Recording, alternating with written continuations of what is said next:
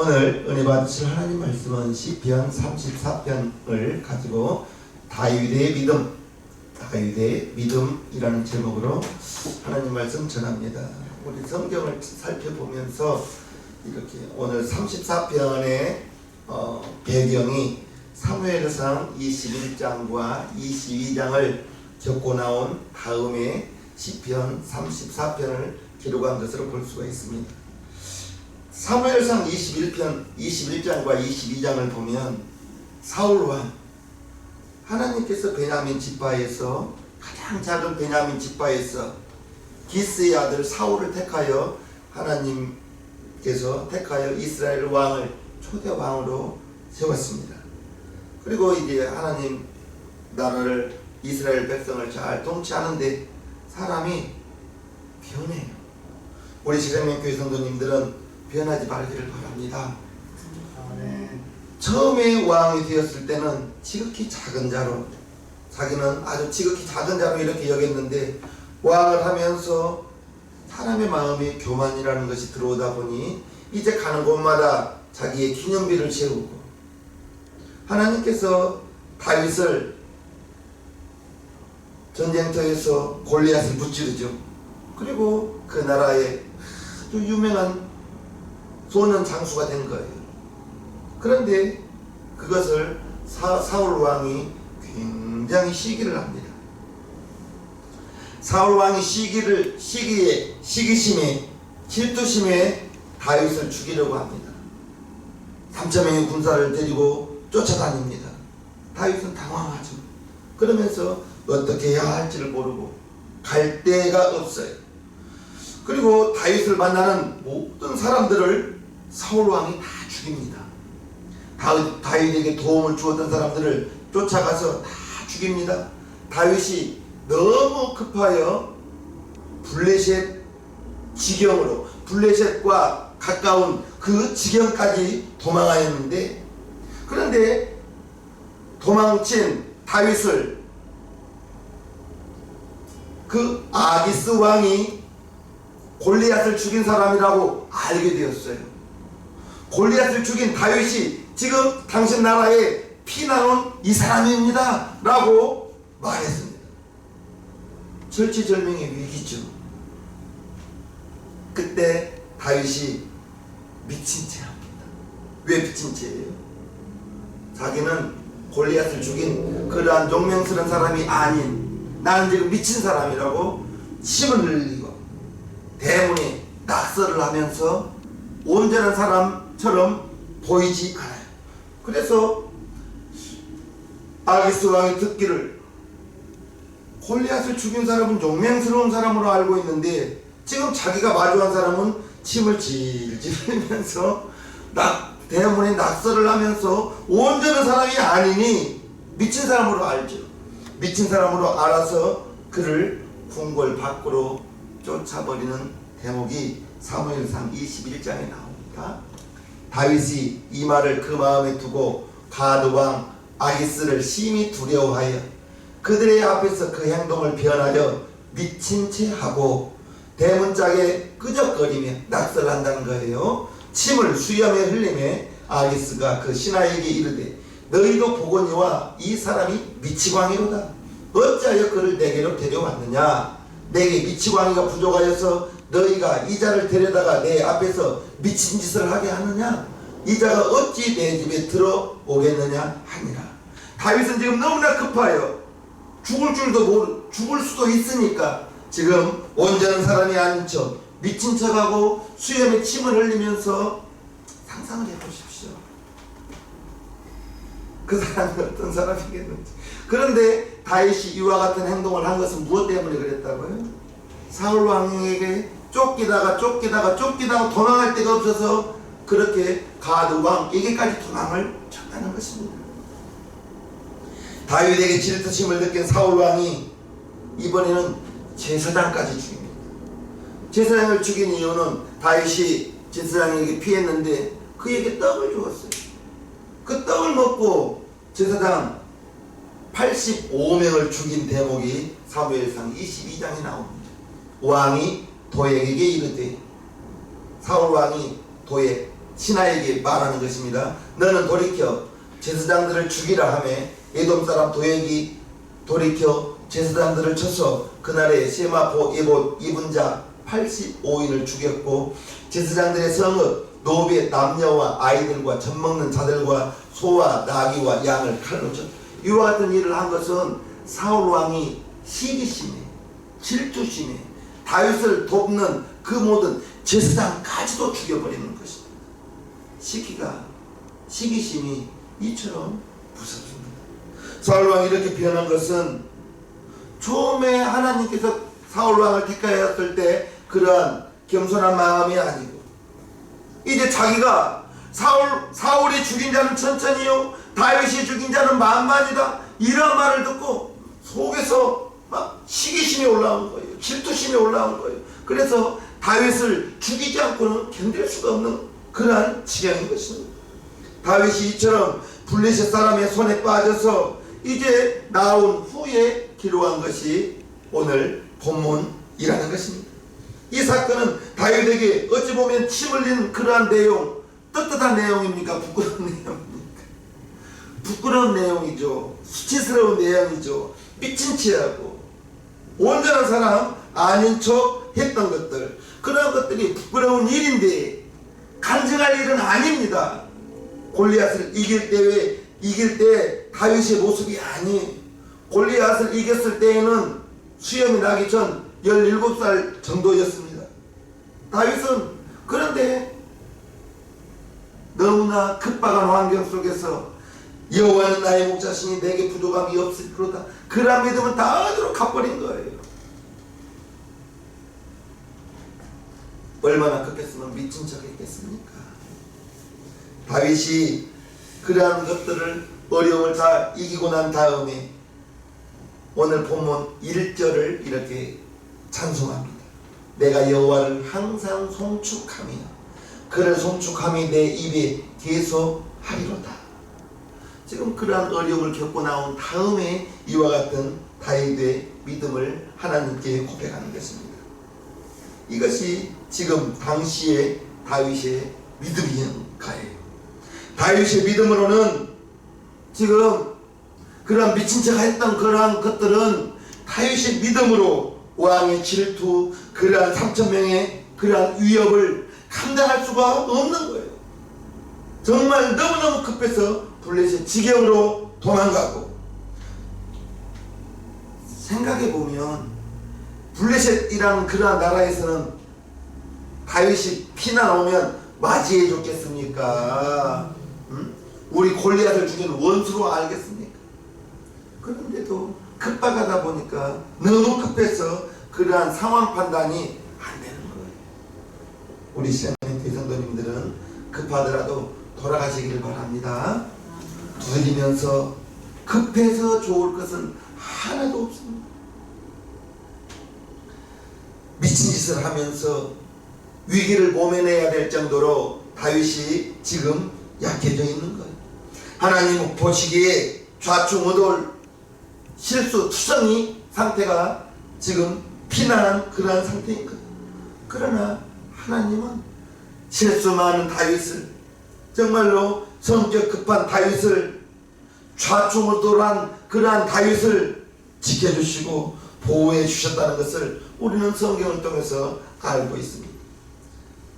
또한 하나님께서 아하스 왕의 눈에 다윗은 불쌍한 사람으로 보이게 만들고 미친 사람으로 보이게 만들어서 조금도 다윗이 골리앗을 죽였던 그러한 위협적인 사람으로 보이지 않게 했던 것, 그건 보이지 않는 하나님의 역사라고 말할 수 있는 것입니다.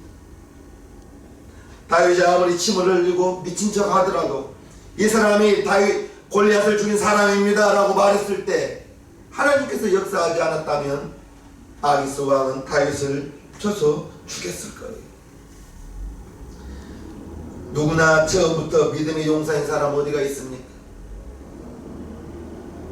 다윗이 정말 다윗에게는 그러한 체험들이 아기스 왕에게 비었던, 침을 흘리면서 미친 척했던 그러한 것들이 시간이 지나고 보니 하나님께서 나를 지켜주셨구나, 그러한 놀라운 체험이요 경험이 되었던 거예요.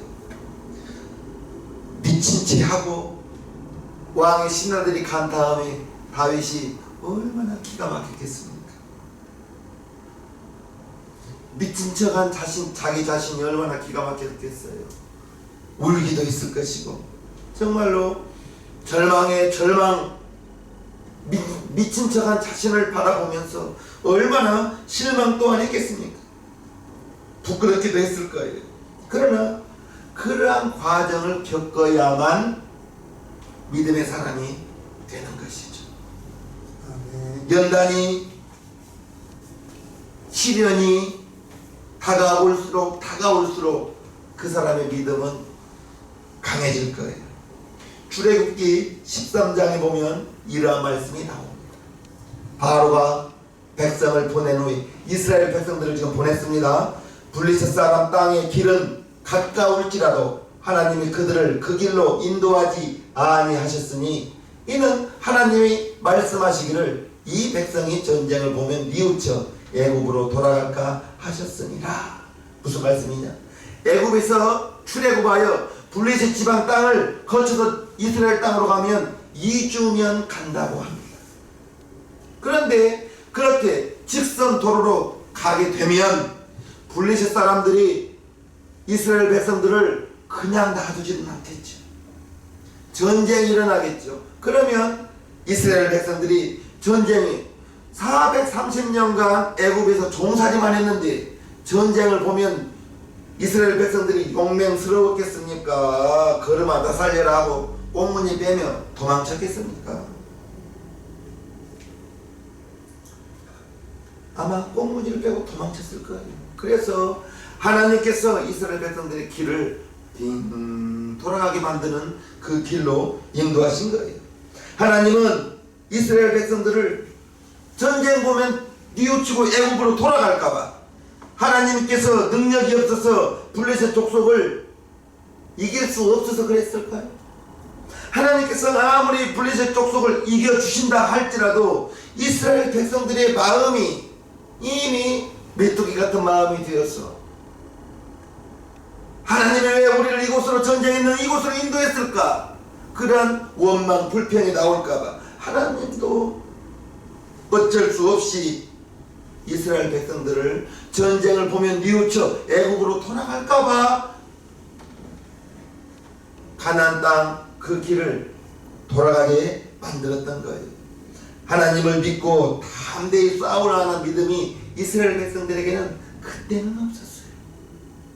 그러나 40년간 모세의 인도함을 받고 그 후에 모세의 후계자 여호수아의 지도를 받을 때에는 가나안 땅 정복하면서 전쟁하면서 들어갔던 이스라엘 백성들을 볼 수가 있는데 광야 길을 걸으면서 하나님의 인도하심 알게 되고 자기들이 수고도 하지 않고 거두지도 않았지만 하나님께서 주신 만나와 메추라기로 40년 동안 걸었던 백성들이 이제 믿음이 자라게 되었다는 것입니다.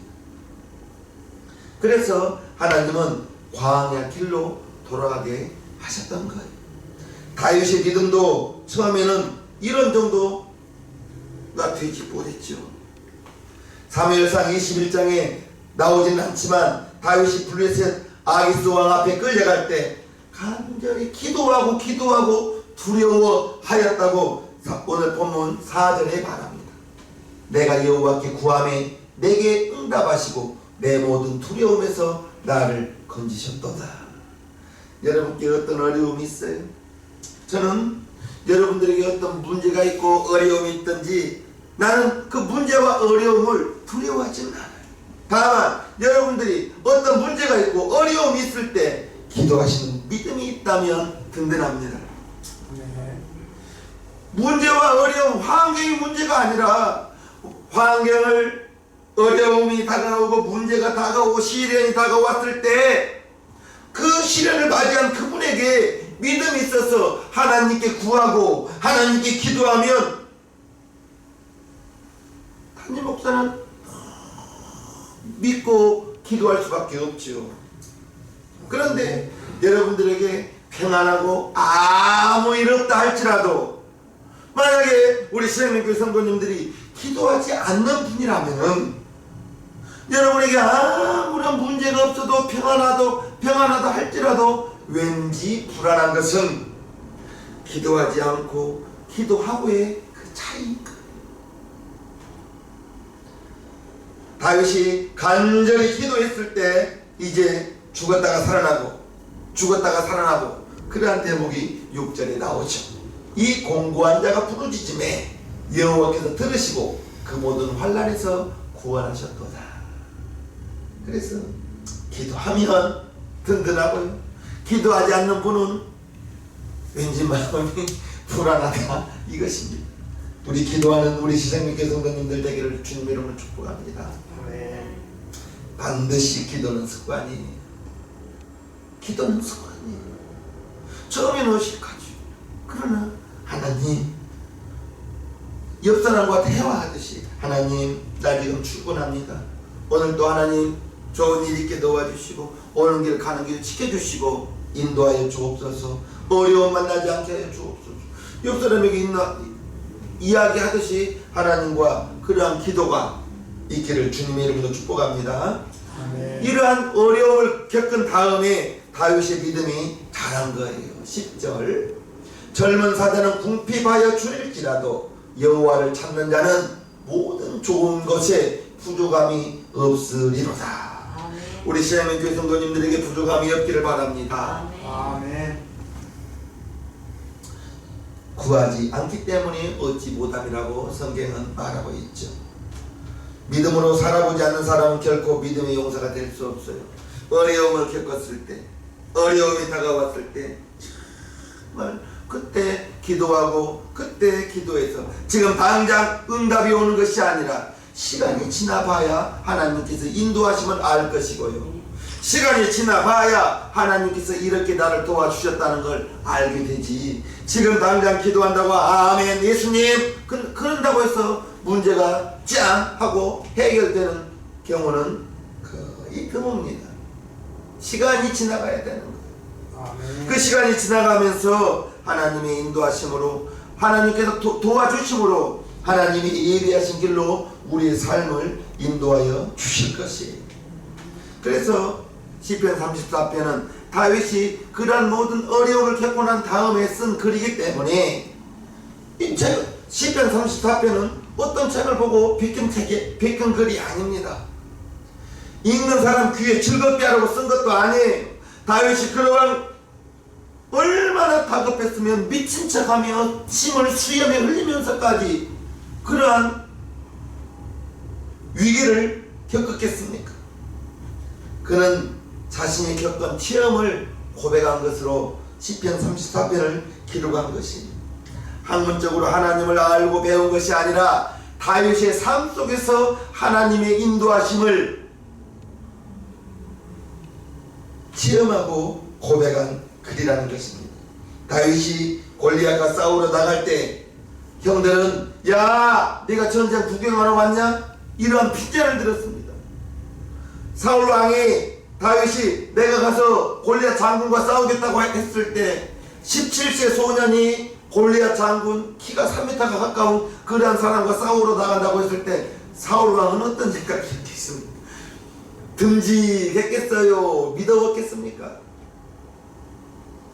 자기 사울 왕의 신하들 장수들도 다 무서워 벌벌 떨고 있는데 30일간 두려워서 벌벌벌 떨고 있는데 17살짜리 소년이 그 소년이 무슨 육군사관학교를 나왔으니까 양치기예요. 양치기.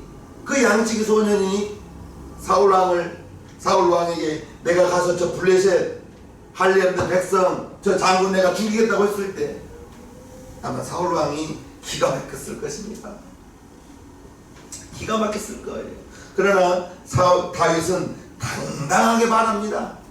사무엘상 17장 보면요, 다윗이 사울에게 고하되 주의 종이 아비의 양을 지킬 때에 사자나 곰이 와서 양떼에서 새끼를 움키면 내가 따라가서 그것을 치고 그 입에서 새끼를 건져내었고 그것이 일어나 나를 해하고자 하면 내가 그 수염을 잡고 그것을 쳐 죽였었나이다. 사자와 곰을 쳐 죽였다는 거예요.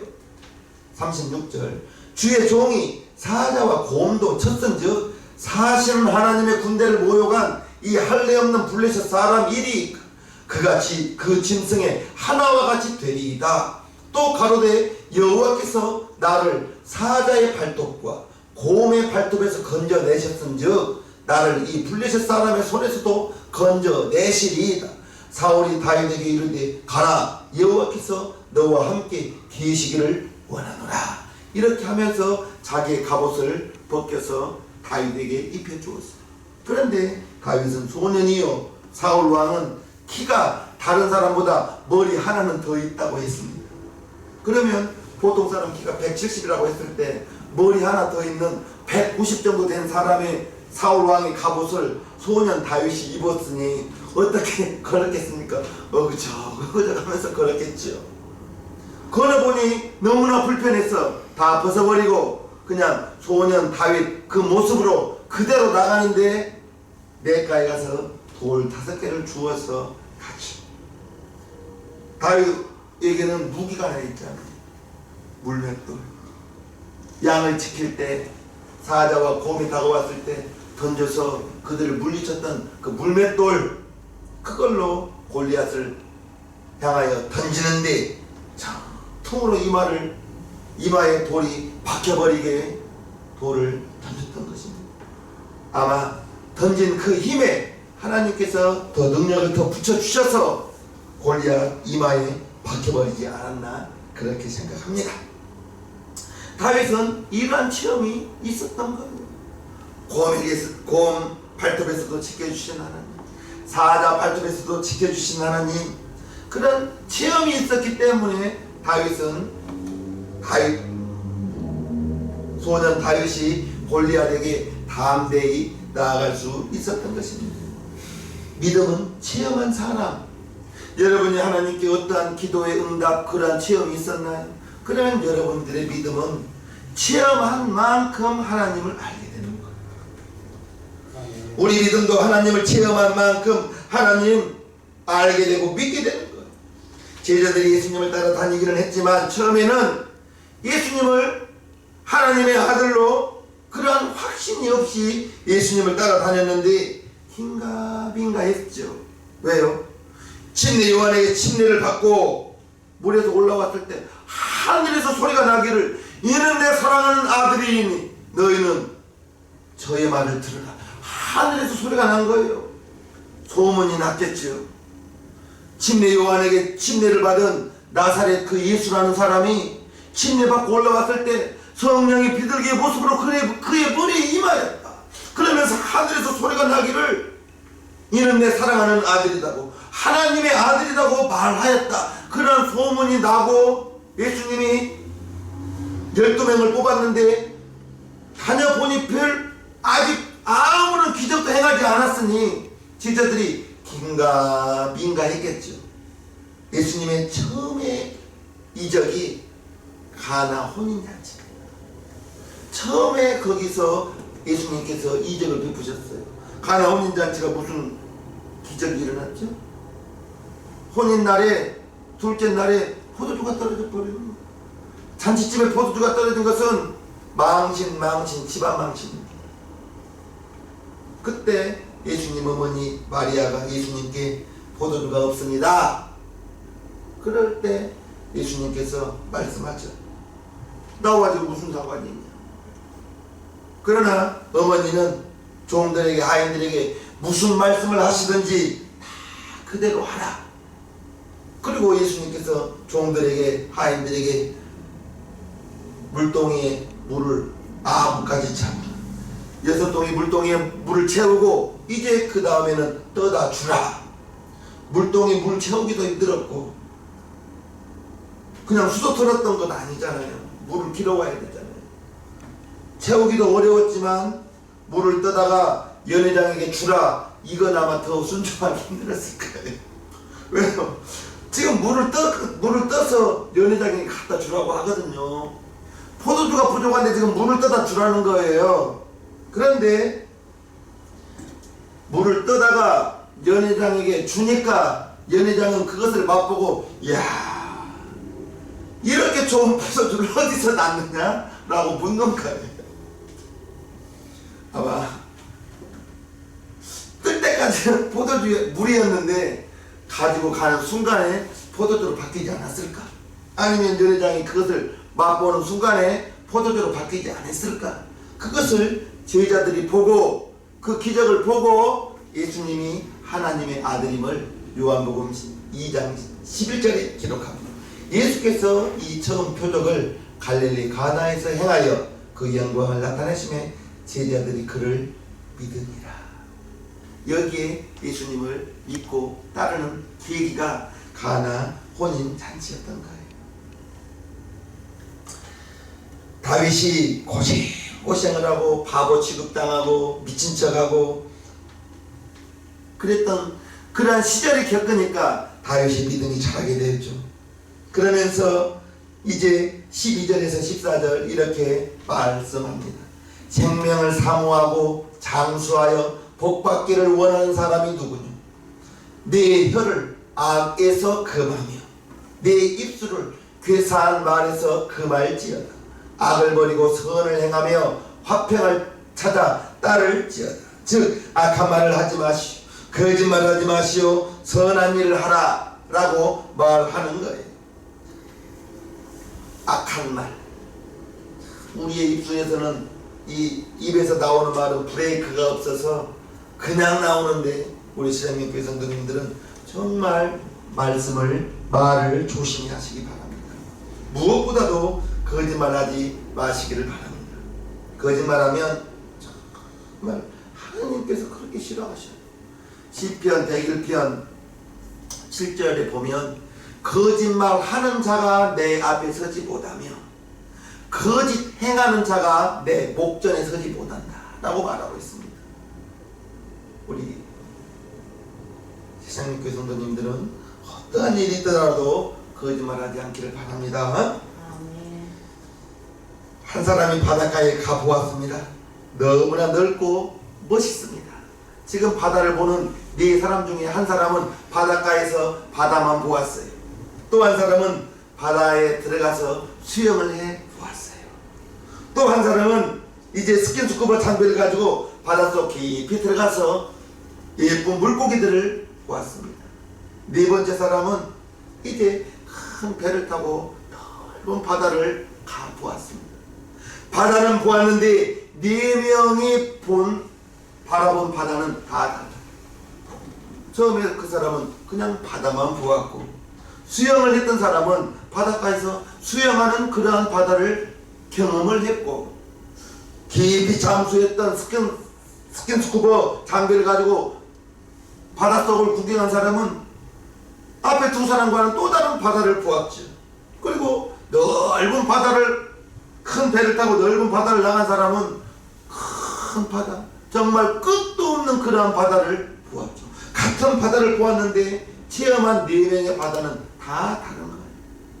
우리가 한 하나님 한 분을 섬깁니다. 그 하나님도 여러분들이 체험한 그 하나님, 여러분들이 어떤 기도 응답으로 하나님의 응답을 받고 살아왔는지 같은 하나님을 믿어도 체험한 하나님은 다르기 때문에 각 사람이 체험한 하나님, 여러분들이 체험한 하나님, 여러분들의 믿음 다 다를 수밖에 없는 거예요. 우리가 인생은 한 평생을 살아보아야 보이는 것이라고 말할 수 있어요. 소년보다는 나이 많으신 분, 그런 오랜 세월을 살아왔기 때문에 삶에 풍부한 그러한 삶의 지혜와 명철이 있죠. 하나님의 역사도 기도와 응답, 여러분들이 기도한 만큼 응답 받은 만큼 알 수가 있는 것이죠. 누구나 처음부터 믿음의 용사 될 수가 없는 거예요. 어린아이가 태어나면서부터 엄마 아빠 하면서 따라다니나요? 아니잖아요. 1년쯤은 되어야 일어설 수 있고 아장아장 두 발 세 발 걸음 걷는 것이 사람 아니겠어요? 우리의 믿음도 마찬가지라는 거예요.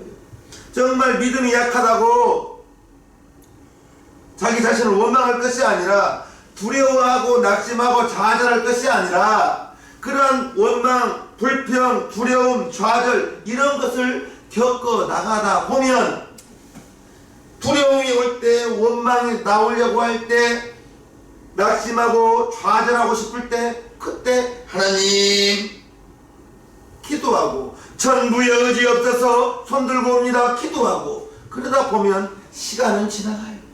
시간은 지나가다 보면 분명히 기도의 씨앗을 뿌린 사람은 응답의 열매를 거두겠지. 기도 그것은 문제 있는 사람이 하는 거예요. 어려움 겪은 사람이 할 수 있는 것이. 그래서 죽을 것 같이 어렵다 할지라도 시간은 지나면 반드시 하나님은 하나님의 자녀에게 응답을 베풀어 주시는 것입니다. 그게 믿음의 체험이요. 그러다 보면 믿음의 눈이 뜨여지는 거예요. 믿음의 용사가 되는 것입니다.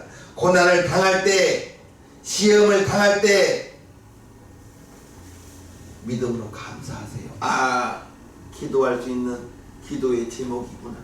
문제를 바라보면 원망이 나오고, 문제를 기도의 제목으로 바라보면 기도하게 되는 것이죠. 아멘이시죠? 네. 그러면서 믿음은 자라는 거예요. 믿음의 사람 한 사람이 있습니다. 세상 방식으로 영업하는 것을 포기하고 정말 하나님의 방법으로 사업하는 장로님이에요. 그러면서 장로님이 글을 쓴 것을 보았는데 이제 나이가 많이 드셔서 건강도 좋지 않아요. 그 글 내용이 이렇습니다. 봄이 아주 어렵게 찾아왔습니다. 그것도 한껏 날씨가 변덕스럽습니다. 온도계처럼 반응하는 내 몸의 상태를 보면서 여러 가지 생각이 오고 또 옵니다. 그러나 주님께 향한 나의 마음을 정한 이상 하나님의 말씀대로 살아가기로 작정합니다. 지금 형편으로는 눈에 눈물이 강물같이 흐르지만 눈에 보이는 것을 바라보고 좌절하고 포기하지 않고 보이는 현상 너머에 지금도 역사하시는 하나님을 바라봅니다. 오랜만에 사업 현장을 둘러봅니다. 언제나처럼 체질에 딱 맞는 직업이라고 생각을 합니다. 처음 영업을 배우고 현장을 스케치하며 손으로 그리고 밤을 새워 설계하던 팀원 간의 따뜻함이 아직도 눈에 선합니다. 새로운 회사를 설립하고 아내와 맨날 밤을 새우며 설계하던 일들이 어제인 듯 싶습니다. 어려운 때를 많이 지나갔습니다. 살아가다 보면 굴곡이야 늘 있는 것이지만 아주 혹독한 훈련을 지나고 또 지나왔습니다. 그런데 지금의 이 어려운 형편이 더 좋다는 생각이 드는 것은 어려움에서 있어 보지 않고서야 어떻게 고난 가운데 회사를 이끌어가는 하나님의 인도하심을 상상이나 할 수 있겠느냐 하는 생각입니다. 분명 세상 속에서 살아가지만 소금이면 짜야 되고 빛이면 드러나야 되는데 그런 부끄러움이 조금은 있습니다. 좋은 것만 바라고 취한다면 세상에 속한 사람과 무엇이 다를까요? 세상 사람과 나 자신은 다르다고 선포하고 조금은 힘든 길을 선택합니다. 남이 가지 않는 길, 고난이 예상되는 길이지만 고난 또한 하나님의 은혜입니다. 고난이 왜 하나님의 은혜라고 고백할까요? 그 고난을 통해서 하나님을 찾고 하나님을 찾았을 때 하나님께서 반드시 응답으로 인도하여 주실 것이라는 것을 믿기 때문인 것이죠. 다윗 왕이 너무나 급하여 미친 척 침을 흘리면서까지 자기의 생명을 위협을 느꼈지만 그러나 그 가운데서도 하나님의 인도하심을 알기 때문에 내 영혼이 여호와를 송축한다고 고백하는 장면을 우리는 알 수가 있는 것입니다. 믿음의 사람, 문제를 문제로 보지 않고 지금도 인도하신 하나님, 지금도 역사하신 하나님, 그 하나님께 기도하는 사람은 믿음의 용사가 되는 거예요. 아멘이십니까? 문제를 만나고 시험거리를 만났을 때 우리가 주님 안에서 문제를 바라보면 기도하게 되죠. 그러나 주님 밖에서 문제를 바라보게 되면 원망과 불평이 나올 것입니다. 성령의 충만함으로 바라보시기를 주님의 이름으로 축복합니다. 기도의 자리에서 판단하시라 이것입니다. 어려움이 생기면 두려워 말고 여러분들이 그 어려움을 여러분들의 마음판에 새기십시오. 아, 나에게도 간증거리가 있구나. 지금의 이 어려움은 분명히 시간은 흐릅니다. 그 흐르는 시간 속에서 여러분들이 하나님께 기도하고 기도할 때 어려움이 변하여 기도의 열매가 주님을 바라보고 어떻게 할지 그것을 기도하라는 것입니다. 그리할 때 하나님께서는 반드시 기도하는 자에게 응답으로, 기도하는 자에게 선하신 인도하심으로 여러분들을 이끌 것입니다. 다윗의 믿음, 처음부터 대단한 믿음은 아니에요. 그러나 어려움을 겪을 때, 그러한 어려움을 이기고 나갈 때 예수님 다음으로 이름만 기록된 다윗의 믿음을 우리는 본받기를 주님의 이름으로 축복합니다. 아멘. 찬송가 399장을 하겠습니다.